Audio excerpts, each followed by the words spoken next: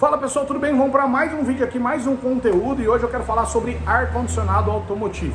Eu já gravei alguns vídeos sobre especificamente um veículo que está aqui, uma S10, trocou compressor, trocou condensador, já fiz vários conteúdos sobre ela aqui, dois na verdade, e esse é o terceiro da série dos três aqui. Então encerramos o trabalho aqui agora, né? Fizemos a carga de fluido refrigerante, a carga de gás, né? Também conhecida como carga de gás, e eu quero falar um pouquinho para vocês agora como que a gente mede a eficiência, como que a gente sabe se está bom, se está ruim. Uma dúvida muito comum do pessoal aí é na leitura do manifold, do manômetro aqui, como é que eu sei se está tudo certo, se está errado. Muita gente fica na dúvida de o quanto de fluido refrigerante, o quanto de gás colocar no veículo. Existe tabela, alguns acham que não, a tabela não está tão certo, eu vou colocar um pouquinho a mais de fluido ou um pouquinho a menos de fluido, e aí às vezes o carro fica bom, às vezes não fica bom, às vezes o compressor dá problema antecipadamente. Então tem várias questões que eu quero falar para você aqui, então fica, assiste esse vídeo. Mas antes de qualquer coisa, você já sabe, clica no joinha se você não clicou no joinha aí, ou no coraçãozinho no Instagram, né? Se você não é inscrito no nosso canal, se inscreve no nosso canal, deixa o seu comentário. Se você está no YouTube, se inscreve, deixa o seu comentário. O comentário é de extrema importância. Fala o que você achou do vídeo aqui, coloca suas dúvidas e se incentiva a gente a gravar mais vídeos, tá? E ativa também as notificações aqui no YouTube, se você estiver no YouTube. Se você estiver no Instagram, você já sabe, coraçãozinho, segue a gente aí no Insta, e também dá para você colocar um comentário aqui. Coloca um comentário aqui, deixa a sua dúvida.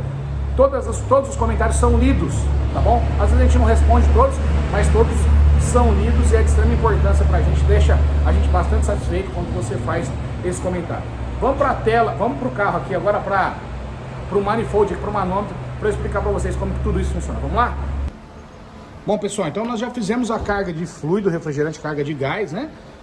Para isso a gente sempre vai utilizar uma balança parecida com essa aqui, ou uma que você consiga usar, que você tem aí, não precisa ser necessariamente essa, mas precisa usar a balança, precisa fazer a carga utilizando uma balança. De extrema importância que se faça isso utilizando a balança, porque a quantidade de fluido refrigerante a ser colocada no veículo está muito relacionado a você ter que pesar. Então não dá para colocar no olho. Até tem algumas técnicas que você pode colocar sem usar a balança, mas a tua precisão vai ficar bem difícil, tá?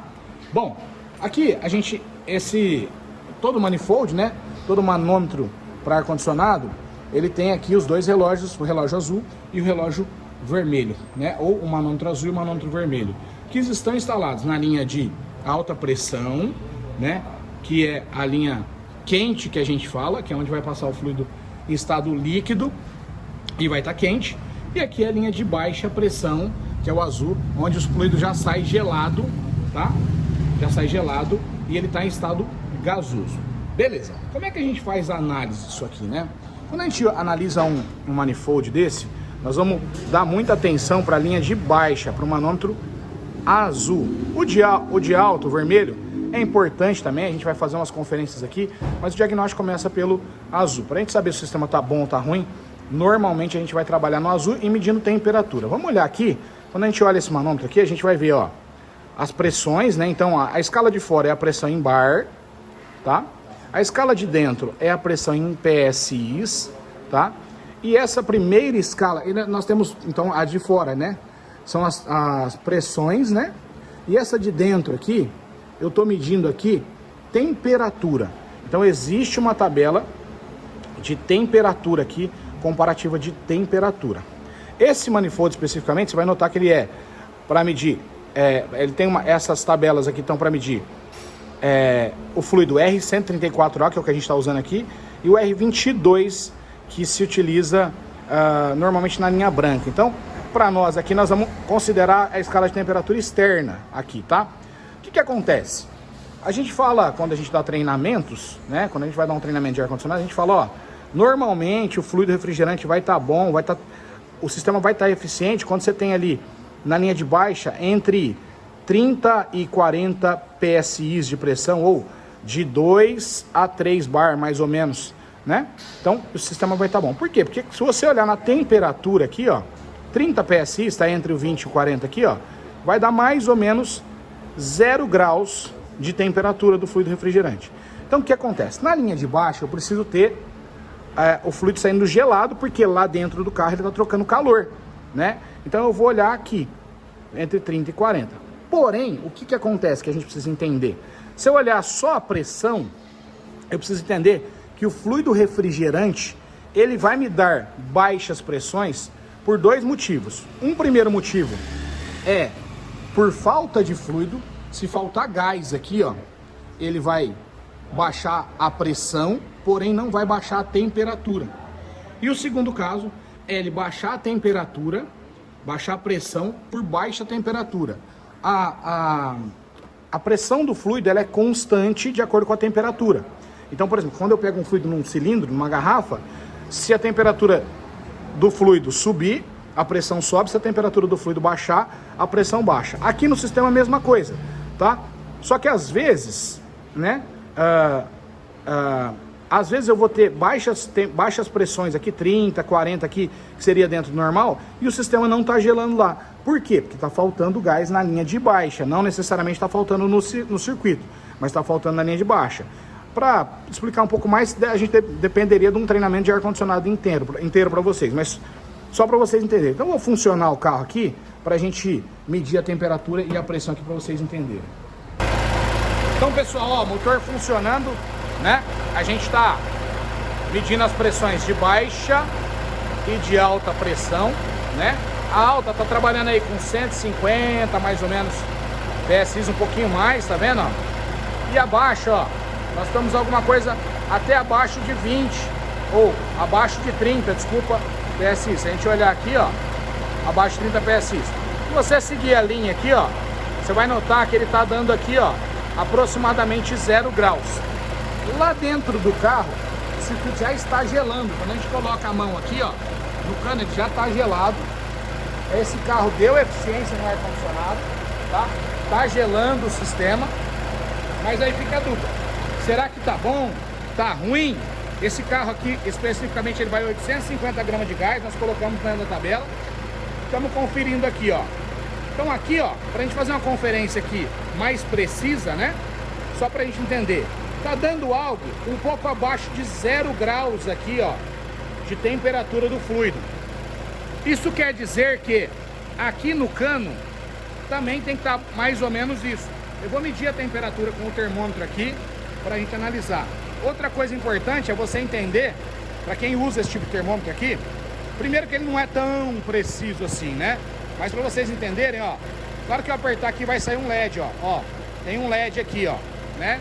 Esse LED, esse laser que tá aqui, ó, ele mede uma temperatura, mas ela é bem falha, porque na verdade a medida de temperatura não é no laser, é aqui, é por radiação aqui nesta boca aqui, ó. Então o que eu gosto de fazer quando eu vou fazer o teste aqui? Eu levo o mais próximo possível do componente que eu vou testar, quase encostando. E nesse caso aqui, preferencialmente aqui bem na saída. Por quê? Porque o evaporador tá aqui, ó. Então quanto mais pra cá eu medir, mais baixa vai ser a temperatura. Quanto mais pra cá eu vier, mais alta, porque ele já trocou calor. Então vamos aqui bem na saída, pra gente medir aqui, e o mais próximo possível aqui, ó. Eu vou movimentando aqui, pra ver quanto vai dar. Temperatura. Vou achando o ponto, vamos ver que eu acho o ponto mais baixo possível. Tá baixando aqui, vamos ver. Deixa eu só estabilizar a medida aqui.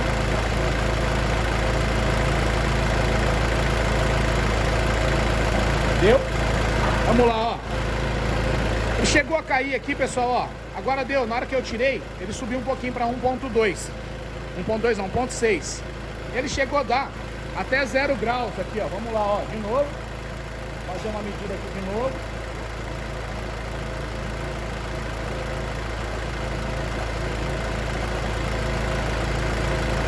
Estabilizou. Vamos lá, ó. 0.4 graus, tá? Então isso quer dizer o quê?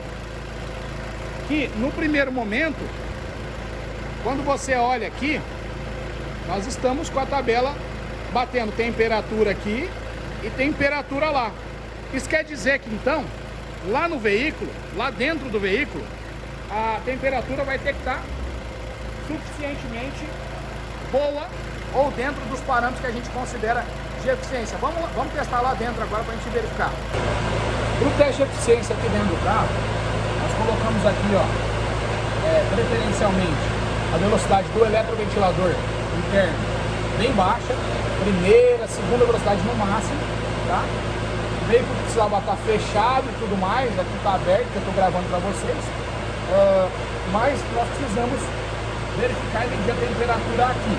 Essa temperatura aqui, lembrando que lá está dando 0 graus no fluido refrigerante. Essa temperatura aqui internamente no veículo, ela segue uma tabelinha de teste, mas resumidamente vai estar entre algo próximo de 9 graus, abaixo de 9 graus, dependendo da temperatura externa do nosso ambiente. Aqui nós estamos conferindo aqui, ó, está dando 5,8 graus. 5,8 graus, né? Talvez esteja invertido para você, mas é 5,8 graus. 5,8 graus é algo que já vai trazer uma satisfação para o cliente do ponto de vista de conforto. Ele já vai estar com uma sensação térmica internamente aqui muito boa, tá? Ah, mas tem carro que dá menos, tem carro que chega a marcar 0, 1, 2 graus aqui. Tem, realmente tem. Só que são sistemas de ar-condicionado um pouco melhores, né? Onde o evaporador, deixa eu só desligar aqui, onde o evaporador não está lá na frente, que nem esse carro, então o evaporador está bem longe aqui do meu difusor de ar central e vai ter uma eficiência um pouco melhor. Então nesse caso aqui, tá tudo ok. Poderia acontecer de na hora de eu medir a eficiência aqui, medir a temperatura aqui, eu pegar isso aqui dando uma eficiência ruim, né? O que seria uma eficiência ruim? Acima de 9 graus, né? E aí, considerando temperaturas de entre 24 e 35 graus aí, se estiver dando abaixo de 9 graus, tá ótimo. Poderia estar ruim e a gente ia perceber o seguinte: pô, lá tá dando eficiência boa, a quantidade de fluido tá correta, medir temperatura, medir do jeito que a gente fez agora anteriormente lá, e tá tudo correto, só que aqui não tem eficiência. E aí o meu diagnóstico tem algum problema na caixa evaporadora, na parte interna do veículo.